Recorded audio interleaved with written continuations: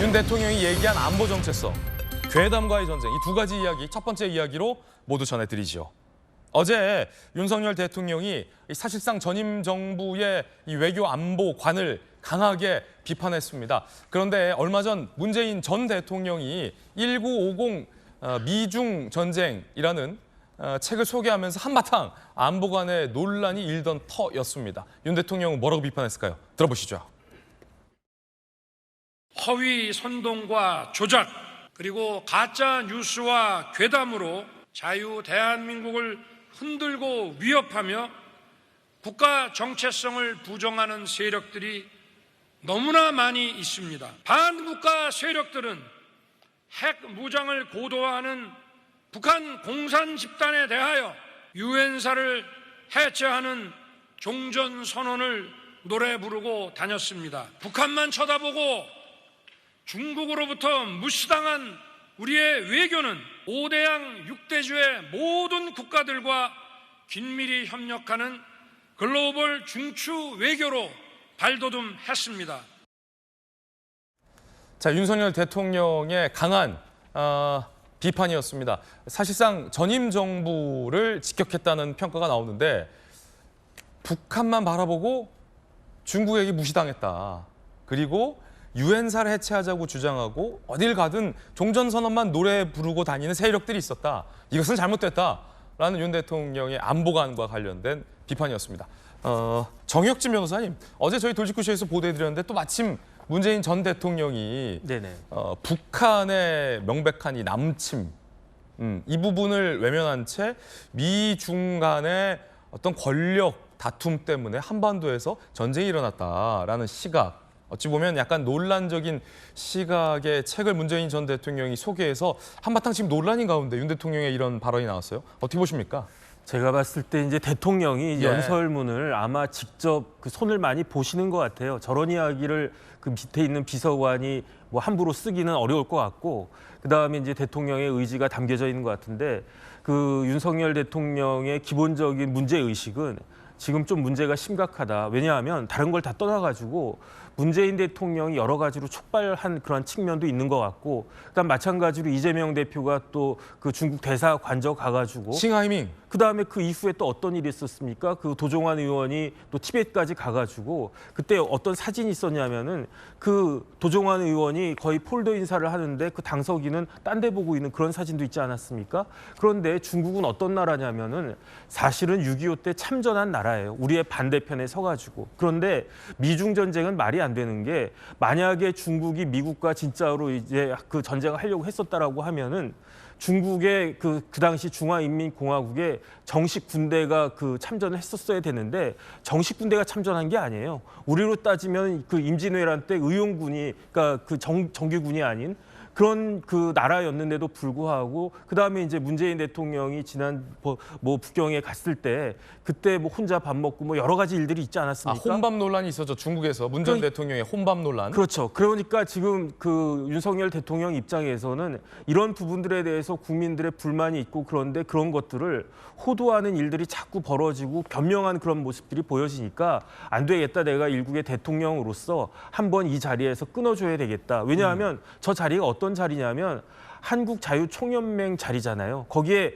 대통령이 20여 년 만에 처음으로 한국자유총연맹이 그 법이 있어요. 그 법이 있어가지고 89년 4월 1일 날 그 법에 따라가지고 세워진 단체거든요. 예. 그 이후에 여러모로 이제 자유총연맹이 그렇게 제대로 대접을 못 받다가 대통령이 뭐 마침 가신 김에 아예 작정을 하고 작심을 하고 말씀하신 것이 아닌가, 저는 그런 생각이 들었습니다. 작심 발언이다. 야당에서는 극우 같은 발언이다라며 강하게 불쾌감을 드러내고 있습니다. 전용기 의원 어떻게 보십니까? 지난 정부를 굉장히 비판하지 않습니까? 그러니까 지난 정부에서 가장 유명했던 말이 윤석열 검찰총장은 문재인 정부의 검찰총장이다라는 말이었습니다.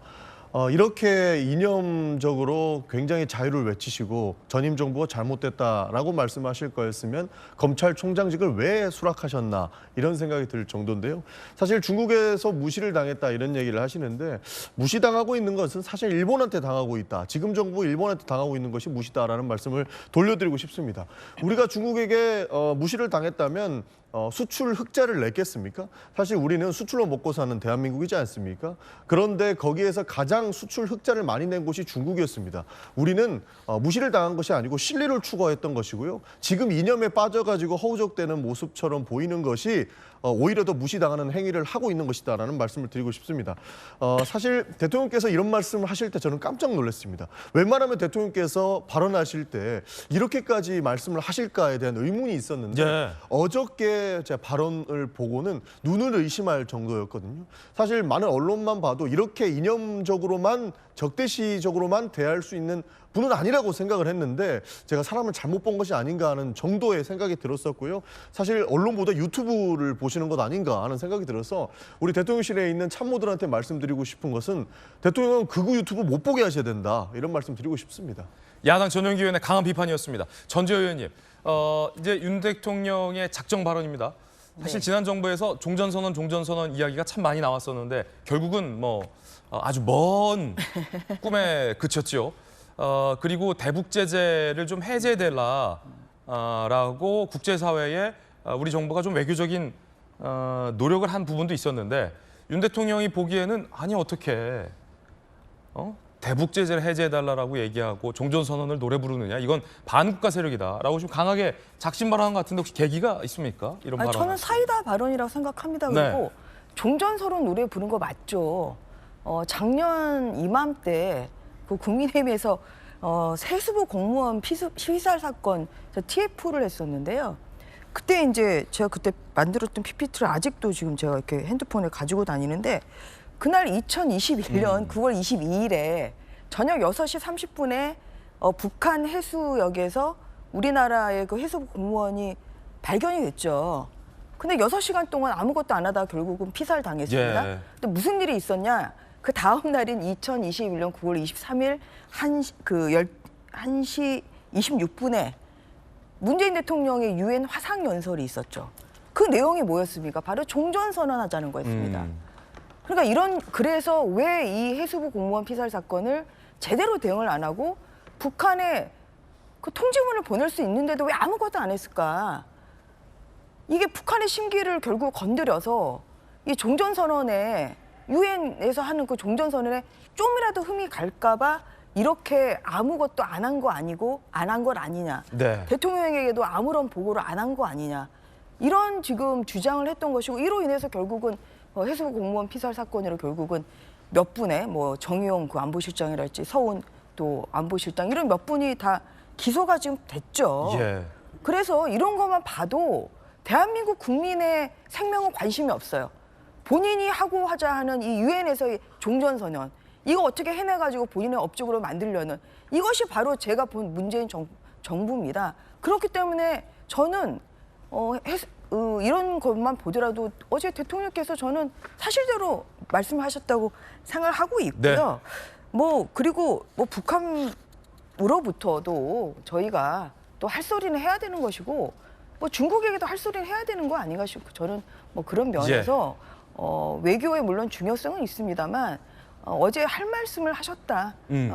그런 말씀을 드리고 싶습니다. 많은 이제 조간 신문들의 분석에 따르면은 이런 작심 발언을 하게 된 배경에는 이제 6월 호국보훈의 달이고 또 하필 공교롭게 호국보훈의 달에 민주당의 혁신위원장으로 내정됐던 인사가 천안함 폭침 관련해서 막말을 했고 또 문재인 전 대통령이 소개한 책이 굉장히 안보관과 관련해서 논란이 일었기 때문에 이런 것들이 좀 겹쳐서 자유총연맹에서의 또 윤 대통령의 저런 발언이 나온 것 아니냐라는 분석도 나오고 있습니다.